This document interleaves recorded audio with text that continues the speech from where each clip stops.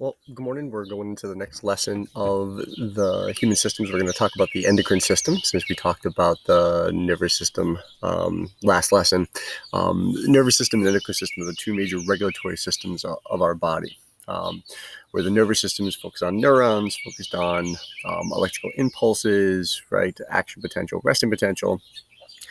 The endocrine system is really focused more with the function of glands and chemicals known as hormones that can be released by those glands. So you can see some major glands of the endocrine system here would be the testes, ovary, pancreas, adrenal glands located right here above your kidneys, your thymus, your thyroid, pineal gland, and pituitary gland are the major glands of your endocrine system. The function is kind of, just like our nervous system, it's a regulatory system of our body, maintaining homeostasis and causing changes in our body.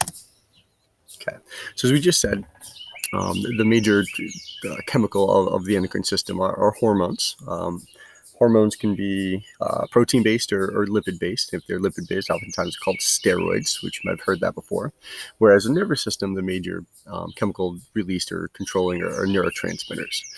One kind of example of a hormone is there's a little bit of a crossover between the nervous system and the endocrine system. They kind of play in concert with each other.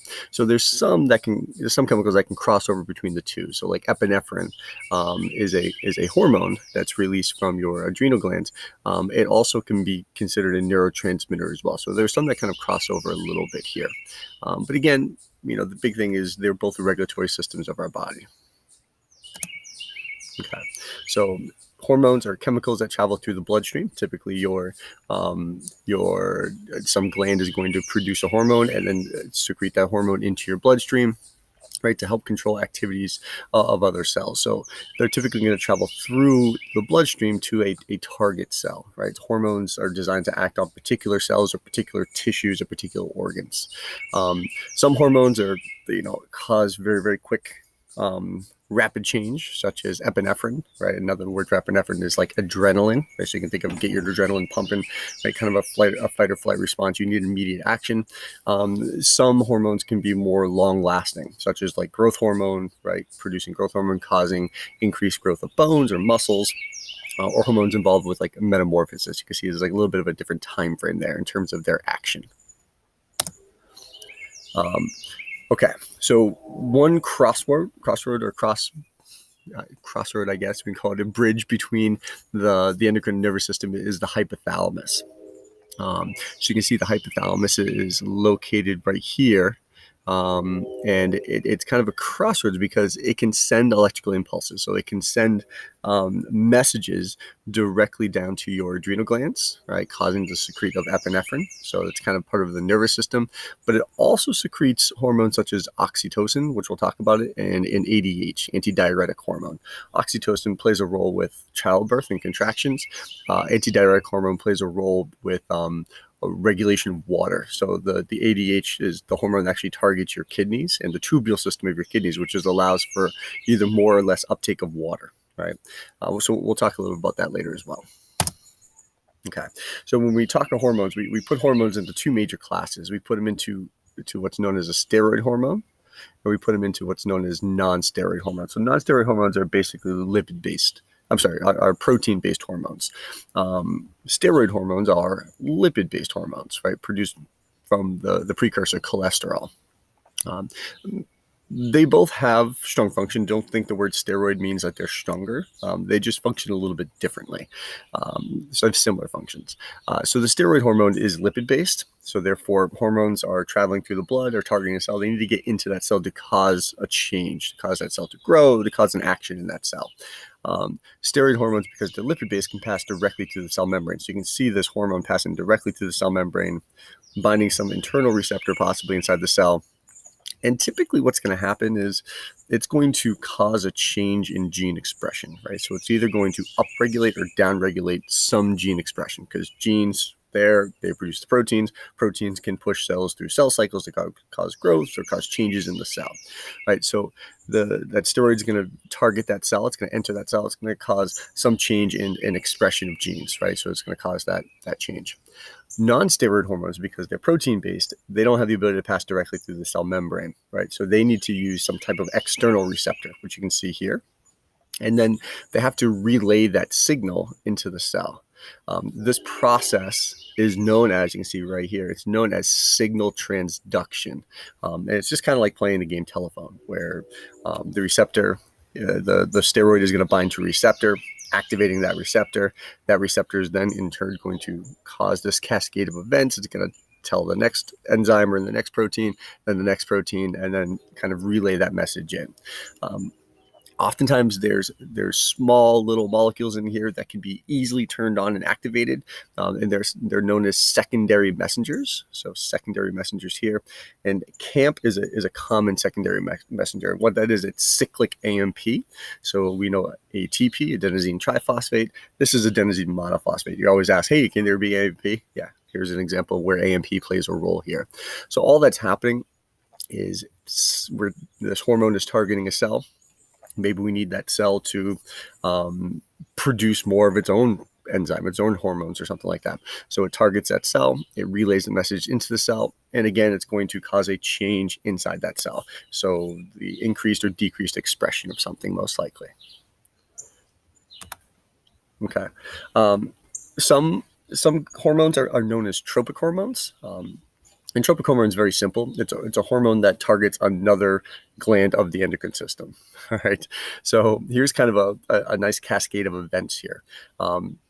So in the anterior pituitary glands, which is located in your brain, just below your hypothalamus, that anterior pituitary gland is a real major workhorse of your endocrine system. A ton of hormones are produced there. One of them is TSH, which is known as thyroid stimulating hormone. What do you think thyroid stimulating hormone does? It stimulates the thyroid. The thyroid is another gland of the endocrine system. So this TSH is considered a tropic hormone. So what this does is it targets the thyroid gland, right? And it causes that thyroid gland to produce its own hormone known as thyroxine. Now, what thyroxine does, it controls BMR, basal metabolic rate, which is kind of like your baseline metabolic rate. So how fast your metabolism is happening, how fast you're burning calories, how fast you're producing muscle, producing bone, how fast your digestion, just kind of like that baseline metabolism.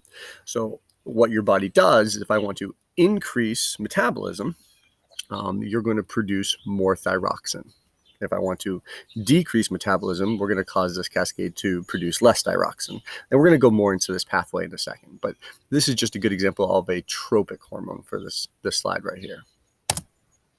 Okay, so when we look at the endocrine system, we focus on both negative and positive feedback systems. Kind of catching a theme. There's a lot about this in terms of human systems. So maintaining homeostasis is kind of a negative feedback system case. Okay. So let's kind of walk through here. So a positive feedback system, we'll do negative first. So a negative feedback system maintains homeostasis. So the example we gave way at the beginning of this chapter was like your thermostat, right? You set it for 70 degrees, right? If the temperature goes a little bit above 70 degrees, your heater will turn off. If it drops a little bit below 70 degrees, the heater will turn on. So it's kind of negative feedback system. If it goes too far in one direction, the system starts to work negatively back towards the baseline. And if it goes too far in the other direction, it starts to work negatively back towards the baseline or the set point. So that's a negative feedback system. We'll talk about an example in a second. A positive feedback system is kind of like the opposite. And this is a system where once you've initiated the mechanism is going to increase and speed up until completion. All right. So I'm going to give you kind of a real world example in nature of a positive feedback system. So if you look at the Arctic, right, we have glaciers covering large portions of land, large portions of ocean. In the Arctic, glaciers that ice cover, those ice caps are melting a little bit. And what happens is you get a positive feedback mechanism. Glaciers, ice coverage, it's white, it's glassy, right? So that when the sun shines down, it's white, it's not absorbed, that heat energy is reflected. Okay, so when you have all that ice cover, you have that snow coverage covering land, covering water, you get a lot of heat that's reflected back into the atmosphere that's not captured by the Earth. However, as global warming starts to take place here and climate change happens, you get glaciers melting. Well, this works as a positive feedback mechanism. If you have glaciers melting, you're exposing more water, you're exposing more land. Water and land, darker in color, they don't reflect light, they absorb the heat energy. So what happens here is the rate of melting, the rate of temperature starts to kind of increase in a positive feedback system. So as you get more ice melts, right, you start to get a greater rate of increase in temperatures because you're not reflecting as much of that heat energy, that radiant energy back out. So that's a kind of a world example of positive feedback system. Example for us is a hormone in terms of the endocrine system, is a hormone known as oxytocin. Oxytocin plays a role in childbirth. So part of childbirth is going into labor, and going into labor is when the uterus starts to contract and starts to kind of push the baby out of the birth canal. So oxytocin is a hormone that initiates that. Low levels of oxytocin start, small contractions begin. When that happens, the baby is kind of pushed against the uterine wall, and that pressure against the uterine wall causes the release of more oxytocin. The release of more oxytocin causes stronger contractions, more pressure, more oxytocin. That's why if you ever kind of watch a show or watch movies, or you kind of see if you're like tracking labor, they always check to see, well, how strong are the contractions and how far apart are the contractions. Oxytocin is playing a role in that process. And again, that's a positive feedback mechanism because it's going to keep increasing until the baby's born. A negative feedback example was one we just talked about before, was with basal metabolic rate, right? And the pituitary gland. So the hypothalamus, again, kind of control center of our endocrine system, right? It can relay information to the pituitary gland, the workhorse of our endocrine system, right? That's going to release TSH, thyroid stimulating hormone, which targets the thyroid, tropic hormone, and it targets that thyroid to produce this hormone thyroxine. Now, thyroxine increases basal metabolic rate. This works as a negative feedback system because in this loop here, thyroxine actually prevents this relay of information here. So it actually stops the pituitary gland from producing TSH. It kind of breaks the line here. So thyroxine kind of works as a negative feedback system, acts as its own inhibitor. So when thyroxine levels are going up, your metabolism is increasing. However, at that point, thyroxine is starting to shut down the pathway. So therefore, thyroxine levels start to drop, metabolism starts to drop a little bit.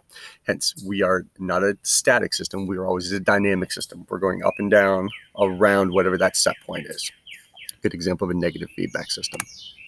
All right. Another example of a negative feedback system, which we talked about before, was controlling or regulating blood sugar levels, glucose in our blood. We mentioned another major workhorse of the endocrine system would be our pancreas. And our pancreas produces two key hormones here in this process, which is insulin and glucagon. So insulin causes a decrease in blood sugar levels. Glucagon causes an increase in blood sugar levels. We want to kind of maintain our blood sugar levels. We don't want to go too high. We don't want it to go too low. So if we have our blood sugar levels go too high, so high blood glucose levels, right, detected by the pancreas, that's going to cause that pancreas to secrete insulin, right? So insulin secreting cells are going to secrete insulin into your blood. It's going to target the tissues of your body. And it's going to cause those tissues to absorb glucose out of your blood. So you're going to lower blood sugar levels by taking those sugars of glucose into your tissues. It's also going to cause your liver to take up glucose and to build it into the polysaccharide glycogen, right, a storage molecule. And as we do that, your blood sugar levels are going to drop. All right, again, 90 to 100 milligrams per milliliter is about what it is. Now, what happens when your blood sugar levels drop is your pancreas reads that, notices that, and starts producing glucagon. Well, glucagon targets the liver, kind of hidden right here, but targets the liver and causes the liver to break down glycogen and release glucose into your blood. Hence, it starts to raise blood sugar levels. This is another great example of a negative feedback system. Okay. From here on out, it's really just a matter of kind of getting to know the glands of the endocrine system and getting to know what hormones they produce and what do those hormones target. So there's a nice table that I kind of made for you guys to work on that. So it's a nice simple homework today. So the glands you're going to look at here in the hormones are going to be pituitary gland, the hypothalamus, pineal gland, parathyroid gland, the thymus, thyroid. Adrenal glands, pancreas, ovaries, and testes are the major glands of the endocrine system. And in the table, you're simply I've listed all these different hormones. You're just going to kind of list where they're coming from. You're going to list what they target. So what type of cells are they targeting? It could just be tissues of the body, or it could be another gland like a tropic hormone. And then you're going to kind of just list out like, what's the function? What does this hormone actually do? So it's pretty straightforward. If you have any questions, we can talk about it in class today. Thanks for listening.